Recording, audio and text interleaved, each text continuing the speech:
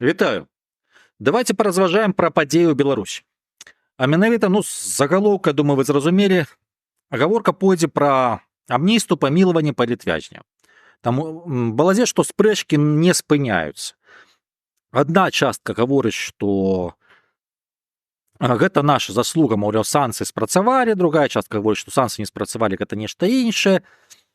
Лукашысты, скажам, спрабуюць крышку здзекавацца з прадстаўнікоў новай апазіцыі, што кшталту вы нават прозвішчы людзей не ведаеце. Ну і ўнутры атачэння ціханаўскай латушкі таксама дастаткова розная ацэнка гэтых падзеяў, у тым ліку розныя каментары. Што ж адбываецца насамрэч? Каб зразумець, што адбываецца, давайте адматаем крышку назад. Памятаеце, частка тых, хто чытае мяне на тэлеграме, яны памятаюць і на фейсбуке, каротенькі тэксцік, каротенькая нататка пра першыя кадравыя змены яшчэ чэрвеньскі, калі я казаў, што хутчэй за ўсё будуць вельмі цікавыя працэсы. І гэтыя працэсы з аднаго боку, так, можна сказаць, што яны звязаныя з санкцыямі, з другого боку абсалютна не. Таму што зараз набліжаецца, той же самы і 25-й год, і набліжаецца пэўная развязка вайны ў Украіне. І для Александра Лукашэнкі, да ягонага атачэння, вельмі актуальным стае пытанне, а што далей? Таму што сітуацыю яны на закручаных гайках утрымалі, але з пункту гледжання проста нават сцэнароў. Калі браць лінейна, допустим, сканчваецца вайна в Украіне, Расія ідзе на вельмі моцныя палітычныя саступкі, расійскае грамадства гэта бачыць, і ўзнікае пытанне, што патрэбна знешняй палітычнай кампенсацыі, паказаць, што апроч паражэння ёсць і перамога. Як гэта выглядае? Давайте узгадаем Беларусь 95-го года і першыя інтэграцыйныя пакеты, якія фактычна Расія купіла ў Лукашэнкі для таго, каб Ельцын мог нівеляваць паражэнне ў чеченскай вайне. У дадзеным выпадку пытанне ўжо не пра інтэграцыйныя пакеты, пытанне пра тое, што хлопчыкі пагуляліся ў незалежнасці, хопіць, давайте да нас. Лукашенко вельмі любіць сваю ўладу, гэта не пытанне патрыятызму да краіны, гэта пытанне любові да сябе. І пост губернатара для яго ўсё ж такі падаецца мала. А на кремлёўскі трон, спадзявацца, што гавкнецца Пуцін і у яго з'явіцца шанс. Тэарэтычна можна, але пакуль што таксама рана. За здароўечкам таго сочыць. Таму небяспека. Плюс Масква можа проста банальна паспрабаваць памяняць на кагосьці больш прадказальных. Альбо вырасціць такое. Варыянт другі. Калі, допустим, Расія бярэ ўгору, Украіна ідзе на глыбокі кампраміс, то Расія вельмі хутка спрабуе аднавіць свой знешнепалітычны ўплыў, сваю зону, назовем так, інтарэсу. Ну і цацкацца з Лукашэнкам наўрад ці будуць. Больш таго, яму прыгадаюць усе спробы пагуляцца у барыжанне на расійскай абаронцы за апошнія месяцы, дакладней гады. Таксама нічога добрага. Калі дзесьці пасярэдзіне, тэарэтычна выплыць Лукашенка можа, але яшчэ раз, тут вельмі шмат залежыць не толькі ад гэтых двух фактараў, тут вельмі шмат залежыць ад таго, як будуць развівацца падзеі і ў рэгіёне, і ў свеце. Тое ж самае тычыцца, допустим, дадатковага альбо асноўнага трэку, гэта амерыкана-кітайскі адносіны. Як будзе распадзелены свет?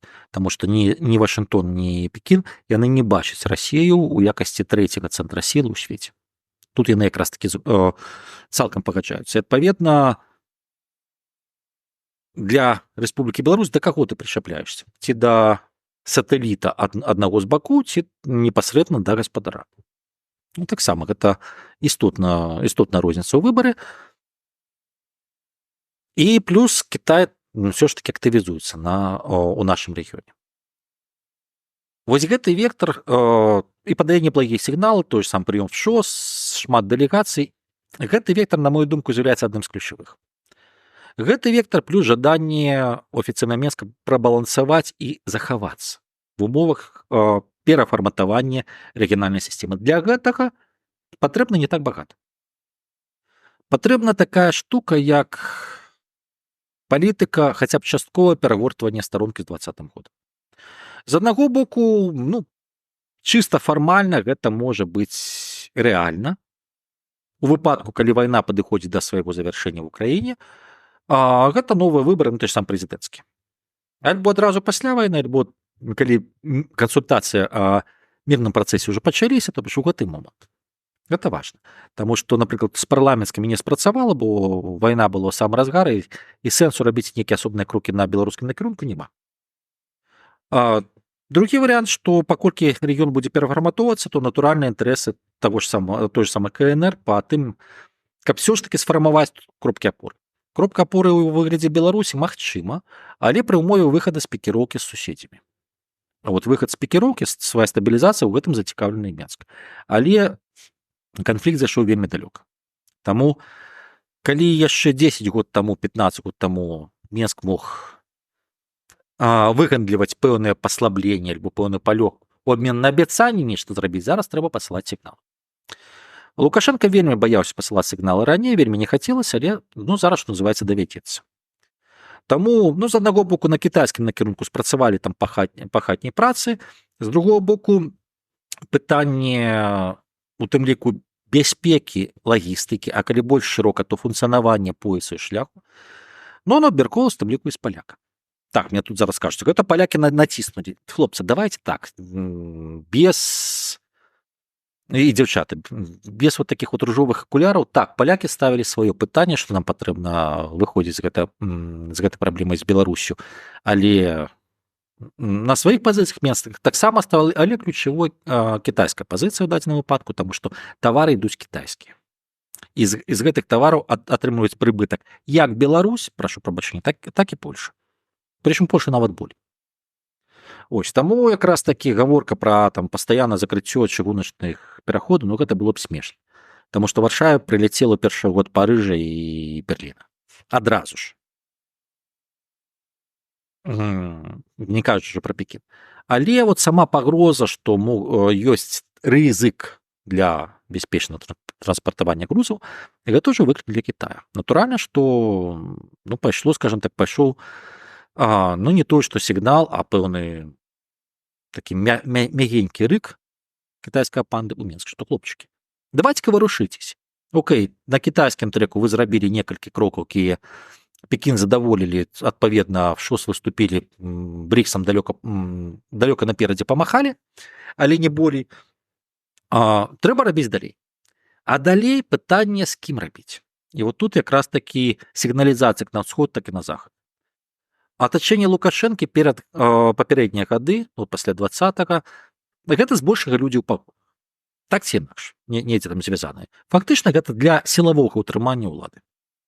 Трэба прадэманстраваць, што мы гатовы займацца эканомікай, нечым іншым. І адпаведна пачынаецца запуск людзей, якія менш звязаны з сілавымі структурамі. Гэта раз. Гэта сігнал палітычны, што вось новыя кадры, з якімі можаце паспрабаваць размаўляць яшчэ раз і на захад, і на ўсход.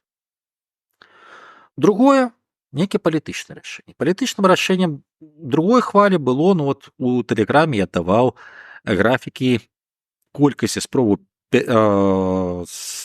нелегальнага пераходу беларуска-польскай мяжы.